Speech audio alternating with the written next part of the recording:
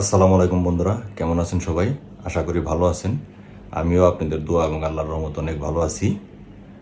আজকে আমি নতুন আর একটা ভিডিও শুরু করতে যাচ্ছি। আজকে আমি যাব গোপালগঞ্জ। আজকেই যাব এবং আজকেই ব্যাক করব। যেহেতু আজকেই ফিরবো, তাই একটু সকাল সকাল রওনা হচ্ছি। এখন বাজে হচ্ছে ভোর 5টা। এখনও বাইরে হালকা অন্ধকার আছে। আমি এখনই বেরোবো। এখন বাসা থেকে বের হয়ে নিচে গ্যারেজ থেকে গাড়িটাকে একটু পরিষ্কার করে তারপর রওনা দিব। তো সবাই আমার জন্য দোয়া করবেন এবং আমার সাথে থাকবেন। ফেরিতে আছি এখন। বন্ধুরা, পাটুরি আসার সাথে সাথে আমরা ফেরি পেয়ে গেছিলাম, কিন্তু দৌলদিয়ার পাশে আসার পরে একটি বিপত্তি ঘটল। সেটি হলো সবগুলি ফেরিঘাটই ব্যস্ত ছিল। কাজে আমাদের ফেরিটি এখানে দাঁড়িয়ে অপেক্ষা করতেছে। সামনে যে ফেরিটি আপনারা দেখতে পাচ্ছেন, ওটি ঘাট ত্যাগ করার পরে ওই ঘাটে আমাদের ফেরিটি নোঙর করবে। আমরা এখন অপেক্ষা করতেছি। বন্ধুরা, আমরা যখন ঘাটের জন্য অপেক্ষা করতেছিলাম, তখন ঠিক পাশেই সুন্দর একটি দৃশ্য আমার দৃষ্টি কাড়ল। সেটি হচ্ছে ছোট ছোট বাড়ির পাশে সারি সারি নৌকা বাঁধা ছিল। নদী ছিল পানিতে একদম ভরপুর।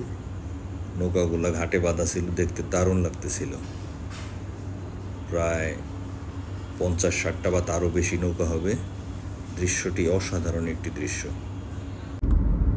বন্ধুরা, ফেরি থেকে নামার পরে আর ভিডিও করতে পারি নাই, কারণ রাস্তায় অনেক বৃষ্টি ছিল। তো এখন আমরা প্রায় গোপালগঞ্জের কাছাকাছি চলে এসেছি। আর অল্প কিছুক্ষণের মধ্যেই আমরা গোপালগঞ্জ শহরে পৌঁছে যাব। হয়তো 15 থেকে 20 মিনিট সময় লাগবে। তারপর এখানে আমার 1-1.5 ঘন্টার কাজ আছে। কাজটা শেষ করে আবার আমি ঢাকার উদ্দেশ্যে রওনা হব। বন্ধুরা, আমি আমার গোপালগঞ্জের কাজ শেষ করে ফেলেছি। এখন বাজে দুপুর 1টা। আমি এখন ঢাকার উদ্দেশ্যে রওনা দেব। আমি আছি এখন গোপালগঞ্জ শহরের লঞ্চঘাট এরিয়ায়। ঠিক এই লঞ্চঘাটের বিপরীত পাশে আছে শেখ কামাল আন্তর্জাতিক ক্রিকেট স্টেডিয়াম। খুব চমৎকার একটি ক্রিকেট স্টেডিয়াম, এবং এর পাশ দিয়ে সুন্দর একটি লেক করা হয়েছে। লেকের 2 পাশ বাধাই করা আছে। বেশ দারুণ জায়গা। এটি হচ্ছে গোপালগঞ্জ পুলিশ লাইন।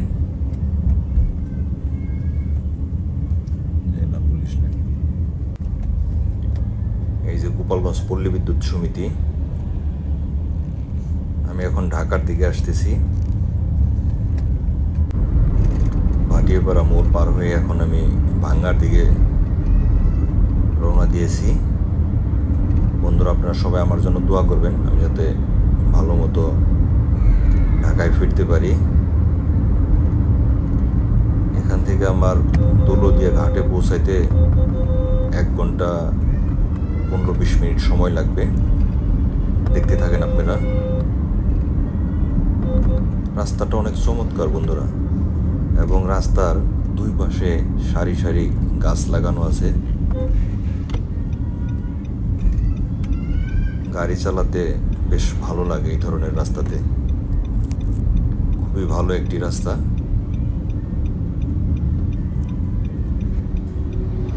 দেখতে পাচ্ছেন পাশ দিয়ে গাড়ি চলে যাচ্ছে। চমৎকার রাস্তা।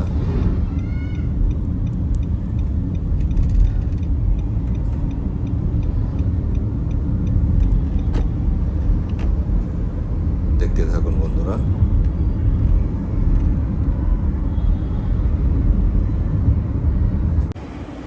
এইমাত্র আমাদের ফেরিটি ছেড়ে দিল দৌলদিয়া ঘাট থেকে পাটুরিয়ার উদ্দেশ্যে। আমরা আস্তে আস্তে ঘাট থেকে দূরে সরে যাচ্ছি।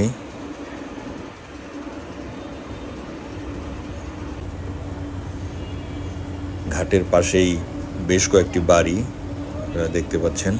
বাড়িগুলো নদী ভাঙনের কবলে পড়েছে। নদী ভাঙতে ভাঙতে এদের বাড়ির ভিতরে প্রবেশ করে গেছে। দেখতে পাচ্ছেন কিছু মানুষ তাদের বাড়ির সামনে বসে আছে। আমরা আস্তে আস্তে ঘাট থেকে দূরে সরে যাচ্ছি। দৌলদিয়া থেকে পাটুরিয়ার দিকে যাচ্ছি। ফেরির উপরে আছি এখন, দৌলতদিয়া থেকে পাটুরিয়ার দিকে যাচ্ছি। আজকে সকালে গিয়েছিলাম গোপালগঞ্জ, আজকে আবার ব্যাক করতেছি। ফেরির উপর থেকে আপনাদেরকে দেখাচ্ছি, চতুর্দিকে শুধু পানি আর পানি, যেদিকেই তাকানো যায় শুধু পানি আর পানি।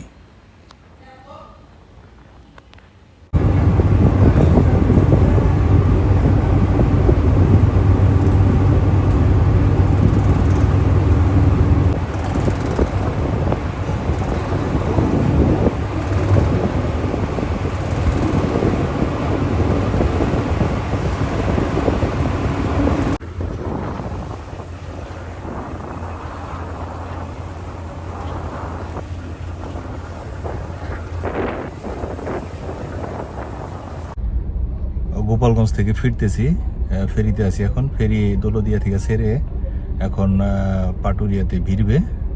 অল্প কিছুক্ষণের মধ্যেই আমরা হয়তো বা 5 মিনিটের মধ্যে নামতে পারবো। ফেরি ঘাটে নোঙ্গর করেছে, এখনই আমরা আমাদের গাড়ি সামনের 2টা গাড়ি নামলেই আমি নামতে পারবো।